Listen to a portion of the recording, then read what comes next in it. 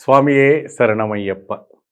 భూతనాథ సదానంద సర్వభూత దయాపర రక్ష రక్ష మహాభాగో సాత్సితుభ్యం నమో నమ. సమస్త భూతాన్ని కూడా రక్షించేవంటి ధర్మశాస్త్ర మనను కూడా కాపాడతారనేసి బాగా గట్టి విశ్వాసం. అయ్యప్ప ఇరుముడి దర్శనం తర్వాత ఎటువంటి నిబంధనలు మనం పాటించాలి? అయ్యప్ప నిబంధనల్లో అక్కడ ఒక చోటును కూర్చొని గురుస్వామి ద్వారా ఇరుముడి కట్టు ఇప్పాలి. ఇరుముడిలో పలు విధానమైనటువంటి ద్రవ్యాలు పెడుతుంటాం. అత్తరు, పన్నీరు, జావాదు, కొబ్బరికాయ, అగరబత్తులు, కర్పూరము, సందనము, విభూది ఇవన్నీ కూడా పెడతారు.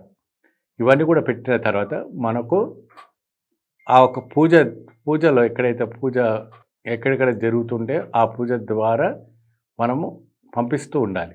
ఇప్పుడు మణిమండపం ఉంటుంది శబరిమలలో. ఆ మణిమండపం దగ్గర అత్తరు, పన్నీరు, జావాదు, ఖజూర పండ్లు, అటుకులు, బెల్లము ఇవన్నీ కూడా గురుస్వామి తీసుకెళ్ళి పెడుతుంటారు. అక్కడ మంజమాత మా దగ్గర వచ్చేసి మీరు 2 కొబ్బరికాయలు తీసుకెళ్తారు కాబట్టి ఒకటి అమ్మవారికి నేతితో అంటే నేలపైన ప్రదక్షిణ చేస్తారు. నిబంధనలు ఇవన్నీ కూడా అమ్మవారు చల్లగా ఉండాలని చెప్పి అమ్మవారికి గుడి చుట్టూన 3 సార్లు తిప్పేసి ఆ కొబ్బరికాయని ఆ ఒక మాలిక పూరితమ్మ దగ్గర వదిలేస్తారు.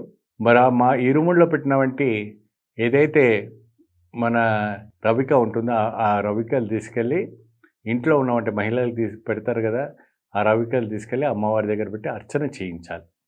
మరియు అక్కడ అడవి దేవత, వనదేవత మరియు నవగ్రహ దేవతలు అందరూ ఉంటారు కాబట్టి మీరు పెట్టినటువంటి పసుపు కుంకుమ కార్యక్రమాలు ఏదైతే ఉన్నాయో ఆ పసుపు కుంకుమలు వెళ్ళి ఆ ఒక నవగ్రహ దేవతల పైన కూడా చల్లేసి చేసుకోవాలి. ఈ చేసుకున్న తర్వాత అర్వాణ పాయసం, అప్పం, విభూది, చందనం అది కొనుక్కొని స్వామివారి దగ్గర తీసుకొని తిరిగి ప్రయాణం చేయాలి. ఇది అక్కడ చేసేవంటి నిబంధన. దానికి ముందు ఇరుముడి ఇప్పక ముందు అక్కడ భస్మాకులంలో స్నానం ఆచరించాలి. ఆ భస్మాకులంలో స్నానం ఆచరించిన తర్వాతనే ఈ తగిన కార్యక్రమాలు భస్మాకులంలో చేసుకుంటూ ఏంటంటే సమస్త పాపాలు పోతాయి. ఆ నిత్య పుష్కరి, ఆ నిత్య పుష్కరిలో కంపల్సరీగా స్నానం ఆచరించి చేయాలి. అక్కడికి వెళ్ళిన తర్వాత ఇవన్నీ కూడా చాలా క్రమం తప్పకుండా చేయాల్సినటువంటి నిబంధనలు. ఈ మాల అయ్యప్ప స్వామి ఒక దర్శనం చేసుకున్న తర్వాత చేసుకోవాల్సి నియమాల నిబంధనలు.